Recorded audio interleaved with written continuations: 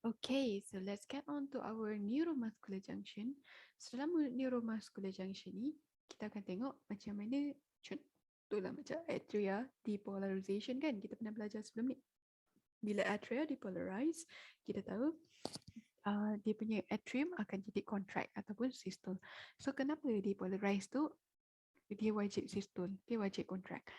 So what gonna check here, okay, ada beberapa perkara yang memainkan peranan. Dia adalah the myosin, actin dan juga impulse itself. Okay, the impulse itself ataupun the calcium that is getting out from the impulse. So anyway, let's check the myosin. So myosin ni banyak-banyak myosin dia akan form this thick filament, kita panggil dia. Okay, thick filament.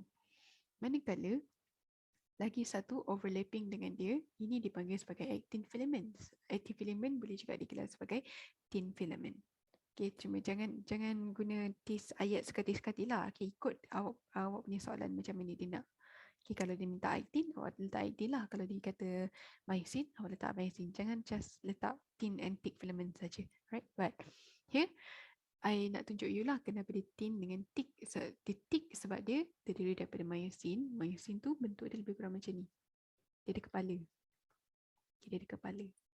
Dia ada badan dia. Lepas tu dia ada kepala dia. So dia macam thick lah. Macam berudu kan. Besar-besar. Manakala yang actin pula. Dia dua macam ni je. Macam rantai. Okay, beads. Dua. Okay, so I'm going to talk about the myosin first. Myosin ni special dia ada binding site untuk ATP. Dalam masa yang sama, dia ada ATPase. Okay, dia ada ATPase. ATPase ni maksudnya dia hydrolyzekan ATP lah. So, secara tak langsung, you tahu dekat sini, this kepala of actin ni, it can bind with ATP.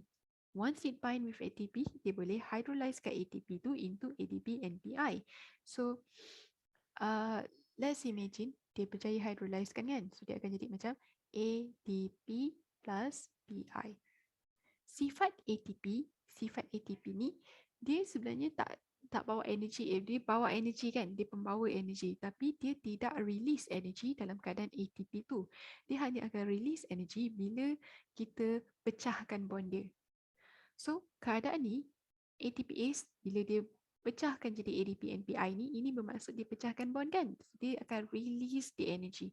So when it release the energy, dia akan secara tak langsung menyebabkan kita punya myosin tu bertukar bentuk kepada high configuration.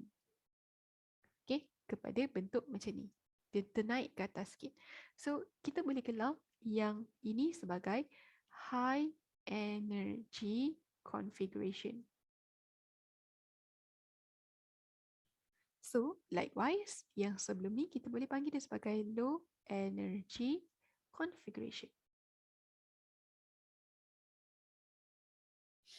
Okay, so now you dah tahu the myosin can turn daripada low energy configuration kepada high energy configuration.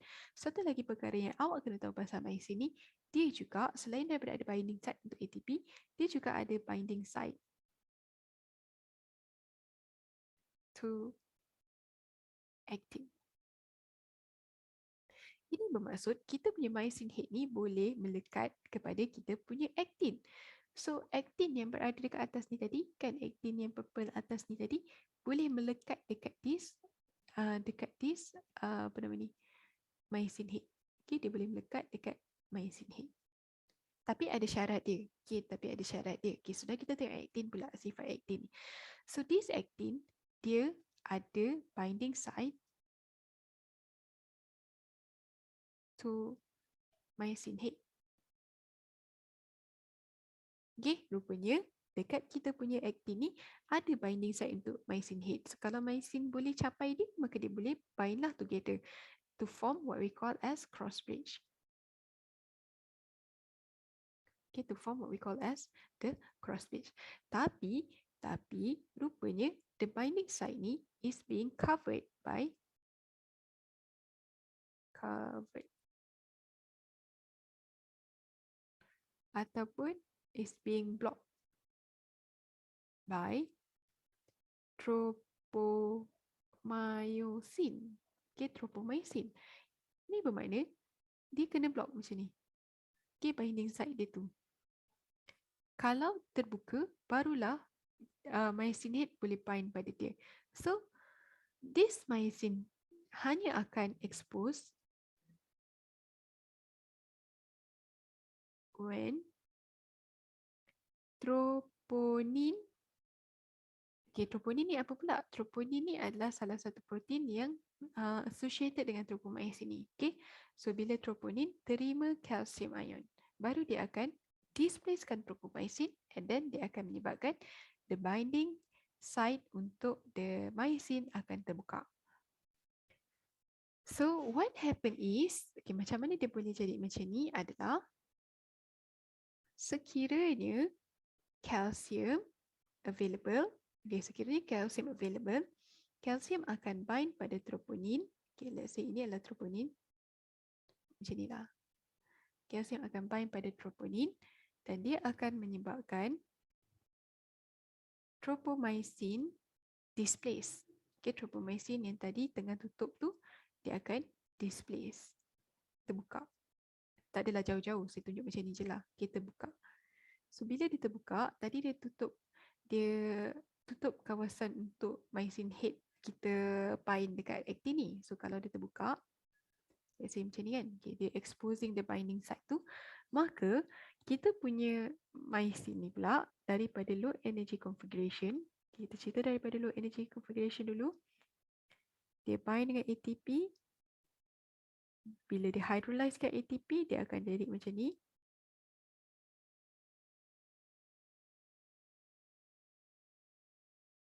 Which is known as high energy configuration. Ni low energy configuration. Disebabkan dia ada binding site for them, each other, so dia akan bentuk cross bridge di mana dia melekat antara satu sama lain. And then bila this myosin buang ADP dengan PI, sebab sekarang ingat yang dia punya kepala ni cuma ada binding site untuk ATP, bukan untuk ADP kan. So in the end of the day, dia akan buang benda ni, ADP dengan PI ni. So bila dia buang, dia akan kembali balik kepada dia punya low energy configuration ni. So boleh bayangkan tak apa yang berlaku? Yes, correct. So dia secara tak langsung dia akan pull the actin toward dia. Okay, dia akan pull the actin toward dia. So dia akan menggerakkan ke sana. Okay, dia akan tak boleh pula. Percaya.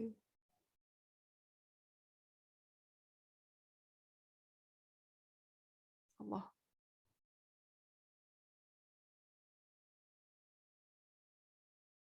Tak boleh pula menggerakkan. So, bayangkanlah benda ni, dia tergerak ke tepi ni sebab dia terikut dengan kepala dia. Okay, kepala dia daripada sini, dia akan gerak ke tepi. So, gerak ke tepi pula, pull dia. Okay, so ini digelar sebagai, pulling ni digelar sebagai power stroke.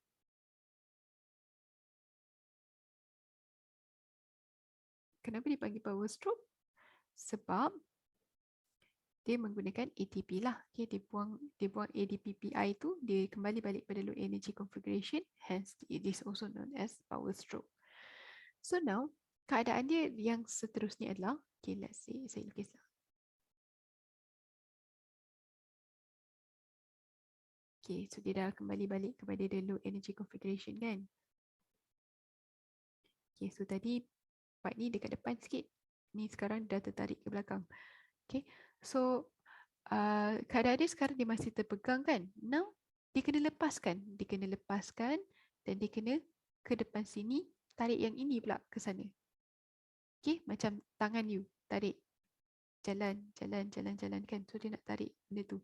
Dia nak buat macam cycle macam tu. Macam mana nak lukis pun tak boleh. So, dari sini, lepas tu dia nak patah balik macam ni, tarik yang ni pula ke sana. Okay, so macam mana dia nak kena buat macam tu? Sekarang dia melekat, dia maka dia kena tak lekat lah, dia kena release kan the active filament. So macam mana nak release ke active filament? Inilah salah satu function ATP. So ATP akan bind sekali lagi dengan head tu dan ia akan menyebabkan the head akan bind dengan ATP saja instead Okay, dia akan melepaskan kita punya actin. Okay, dia akan melepaskan actin kita tadi. Kat bahagian ni tadi sudah terlepas. Sebab dia cuma boleh pegang salah satu je, sama ada actin atau ATP. So, now bila dia buat ADP dengan PI, dia hydrolyze ke ATP sekali lagi. So, apa yang akan berlaku adalah dia akan jadi high energy configuration.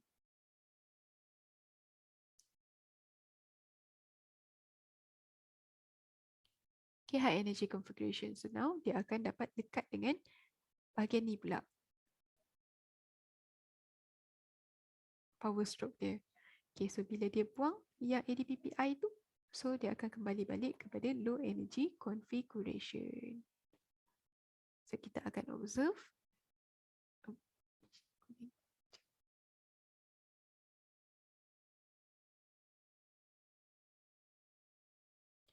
Kita akan observe yang bahagian hijau ni tadi dah berada dekat sini. Manakala bahagian pink tu dekat sini. So ada bahagian lain dekat depan, bahagian aktin lain yang dekat depan yang akan kita tarik nanti. So again, macam mana dia nak buat? Dia kena bind dengan ATP lah untuk dilepaskan that particular kawasan.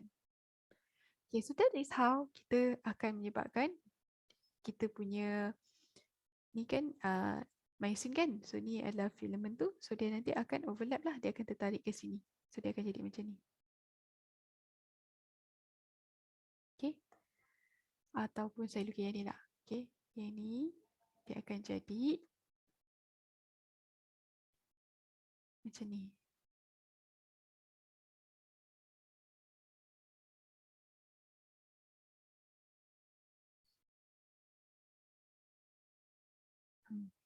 Tadi yang ni jauh sikit kan. Dia punya apa panggil ni, line dia tu jauh sikit. Now line dia dah dekat antara satu sama lain. Dah overlapping betul-betul.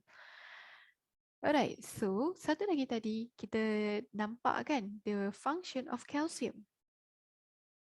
Function of calcium which is to displace the tropomyosin bila dia dah dekat troponin.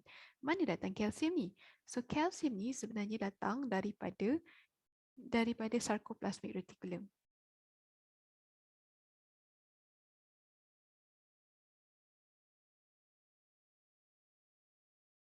So sarcoplasmic reticulum ni hanya akan release this calcium sekiranya dia depolarized. Okay, sekiranya dia depolarized. So ini saya gunakan terus nota lah supaya nampak cantik sikit banding saya lukis. So where is it? Okay, so sekarang ni dekat muscle and ini sarcoplasmic reticulum kita. So you can see that there's a lot of kita punya myofibril, which means kita punya berbenang kita punya muscle. So kita ada actin dengan myosin ni, and then dia boleh overlap antara satu sama lain dengan syarat wujudnya kalsium yang exposekan binding site of myosin dekat dalam actin kita. So macam mana dia boleh exposekan tu? Okay, dengan syarat sekali lagi. Ini gambar yang lebih sesuai. Okay, dengan syarat sekali lagi apabila impuls tiba dekat bahagian motor punya. Okay, so tadi kan kita daripada satu impuls kepada satu lagi impuls yang baru. Okay, kepada satu akson yang baru, akson lama.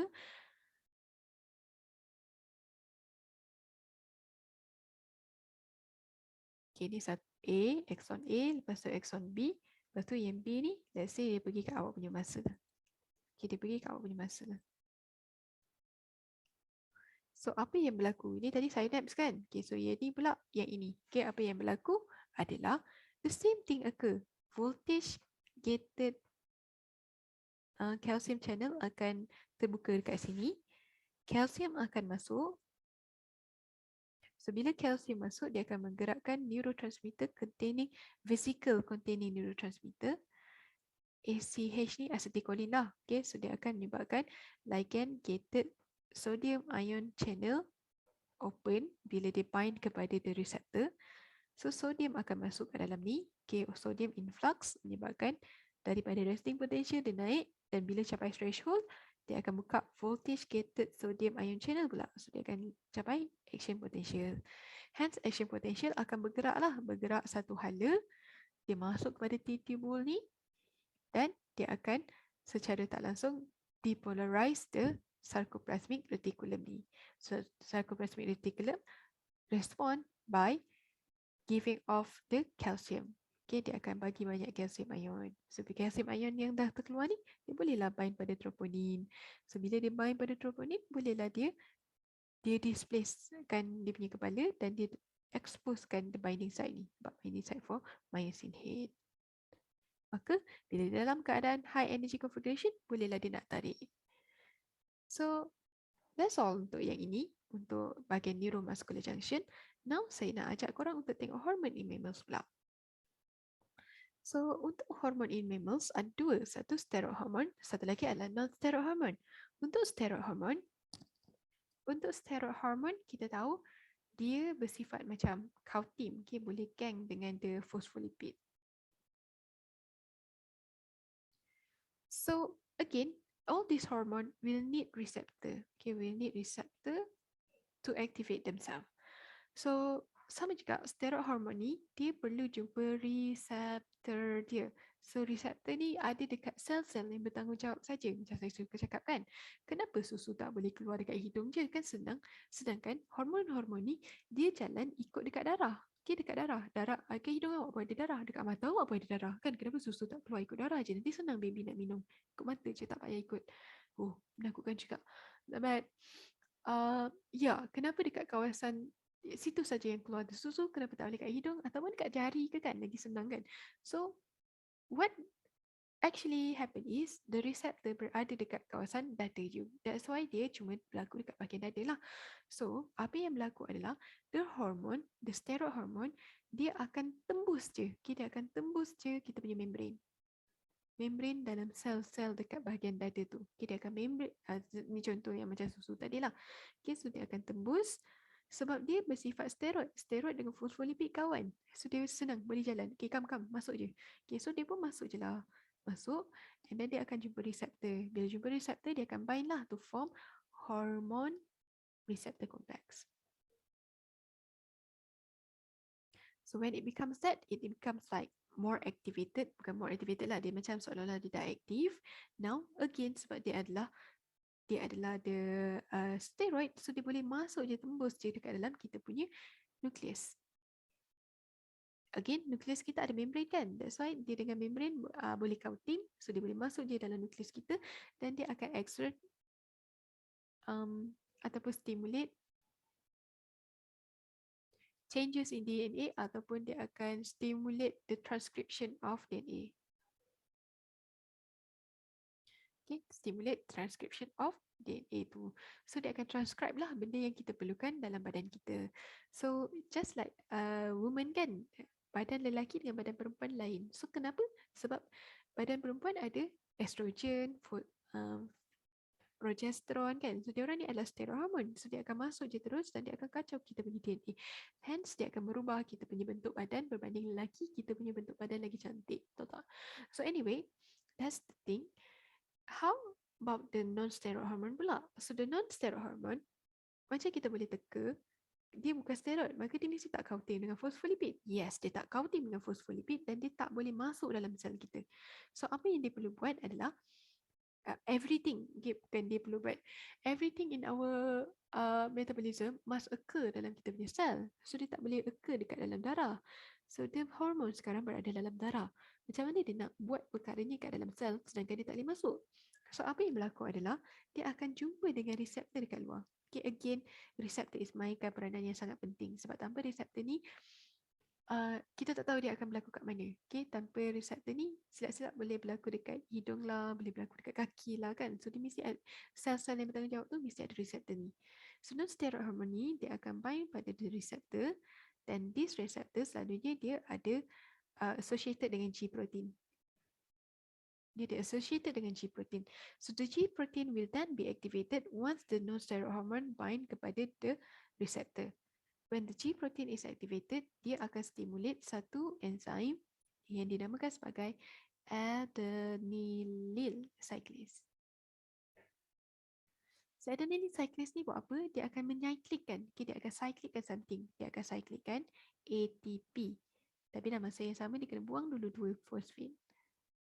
So, bila dia cyclickan, dia akan jadi AMP cyclic. So, digelar sebagai cyclic AMP. Inilah yang kita panggil dia sebagai second messenger. Sebab our first messenger would be the hormone lah. Ini kita punya messenger yang cakap, okay, let's say lah hormone ni saya bagi contoh insulin. Okay, so insulin ni cakap kita kena tukar glukos kepada glycogen, lepas tu kita kena meningkatkan lagi permeable of the cell membrane kepada glukos kan, yang macam kita dah belajar dalam homeostasis kan, function of insulin tu ada 3 perkara, tapi dia kena berlaku dekat dalam sel. So non-steroid ni dalam the messenger non-steroid ni dekat dalam darah kita, so macam mana dia nak berlaku kat dalam sel tu? So dia kena jadi the second messenger, CAMP ni. CAMP ni dia akan bawa kinase, do some protein kinase yang akan menyebabkan dia bertukar menjadi, dia membuat perkara-perkara yang kita nak tadilah. Contohnya tukarkan glukos kepada glycogen. Okay.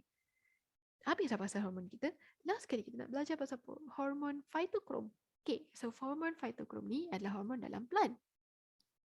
So this hormone is very unique. Dia dikelar sebagai PR, KPR, di mana dia boleh absorb red light. Dan red light ada banyak dekat dalam sunlight. Far red light pun ada. Far red light pun ada dekat dalam kita punya sunlight. Tapi red light is much more compared to far red dekat dalam kita punya sunlight. So we can say that this far red as if like insignificant lah. Macam tak ada. Yes, this hormone phytochrome ni, dia boleh absorb red light, and once dia absorb red light, dia akan auto-converted kepada PFR. Okay, PFR. So PFR is the active form. And apparently dia boleh absorb far red light pula. So kalau dia absorb far red light, dia akan automatically turn to the PR. But again, dalam sunlight, red light yang lagi banyak kan. So walaupun dia convert balik kepada PR, dia akan automatic convert balik kepada PFR dengan sangat-sangat laju. Okay. And then during the night, at the night tak ada red light, tak ada far red light. So apa yang akan berlaku adalah PFR akan turn back to become PFR akan turn back to become PR slowly. Okay, slowly. So now the concept yang awak kena tahu kat sini, kalau dah tahu ni dia senang sikit, which is the active form ni dia ada dua mekanisme, ada dua sifat yang berbeza ataupun efek yang berbeza kepada plant. Kalau dia duduk dekat long day plant, PFR ni dia akan high PFR, high active form ni dia akan stimulate florigen. Maksudnya akan banyak berbunga. Tapi dalam short day plant, sifat dia berbeza pula. Okay? Ingat, hormon-hormon ni memang kadang-kadang sifat dia berbeza kan. Macam estrogen dengan progesteron kan. Kalau dia jumpa kawan dia jadi lain kan. So anyway, short day plant, kalau banyak PFR yang active form ni dia inhibit florigen. So ini bermakna kalau banyak dia akan menyebabkan tidak dapat flowering lah. Okay, so let's check the keadaan. Okay, check keadaan dalam satu hari, 0 hour, 12 hour to 24 hour. Let's say dalam satu hari ni, kita terima cahaya matahari more than 12 hour. So yang saya garis-gariskan ni adalah waktu malam. Okay, so time matahari ada ni banyak red light kan. So PR banyak ditukarkan kepada PFR. Again, walaupun ada far red light tapi dia insignificant sebab red light lagi banyak. So red light lagi stronger. Hence dia akan cepat-cepat tukar pada PFR. So time ni you tahu PFR banyak.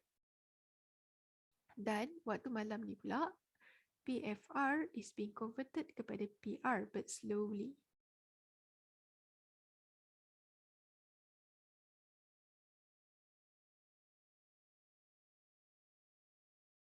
but slowly. So, let's say kita ada 100 PR yang telah ditukarkan kepada PFR.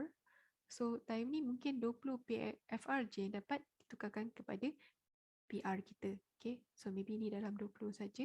So, kita masih ada 80 PFR. So, banyak kan kita punya PFR kita.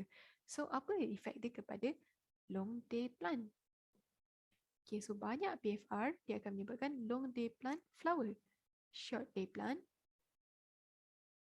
akan tak flower. Alright. Now, let's check another one. Okay, let's say dalam satu hari, 0 hour, 12 hour, 24 hour. Okay, malam lebih banyak pula. Okay, malam lebih panjang. So, dekat sini ada banyak red light dan kita tahu semua PR is being converted to PFR. Let's say ada 100, so kita ada 100 PFR dekat sini. Waktu malam, PFR being converted kepada PR balik slowly. Okay, slowly being converted kepada PR balik.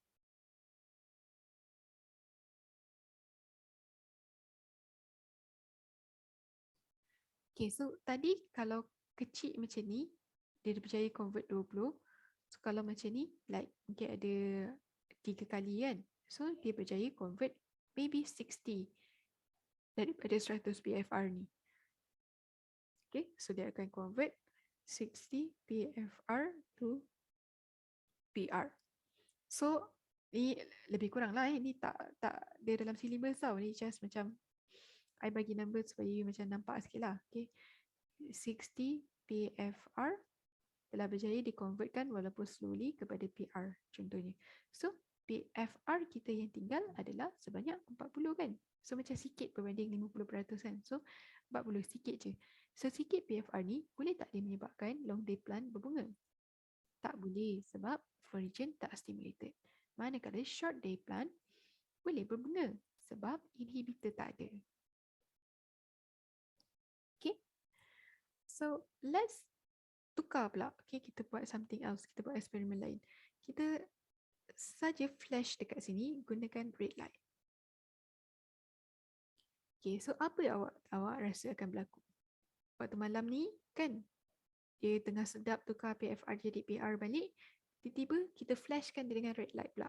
Okay, kita ambil lah, kita buat lah the wavelength tu kan. Lepas tu kita flashkan dia dengan red light tu. Apa akan jadi? Yes, all PFR will then turn balik menjadi PR. All the PR will turn balik menjadi PFR. Sebab PR absorb red light dan dia akan turn to PFR. So now, what do you think about the bilangan PFR? Banyak ke sikit? Yes, PFR akan jadi lebih banyak lah. So, apa jadi kat short day plant kalau banyak PFR? Ya, dia akan berbunga. Manakala short day plant tidak akan berbunga. Kalau lepas red light ni, kita saja pula tambah lagi sekali dengan far red light pula. Okay, saja tambah far red light pula. Okay, so kalau ditambah dengan far red light, maka far red light kita yang banyak ni akan automatic tukar kepada PR pula. So, banyak tak far red light kita, PFR kita? Sikit kan? Sikit. Jadi, long day plant tak boleh berbunga, manakala short day plant boleh berbunga kembali. Okay, so that's all guys. Thank you.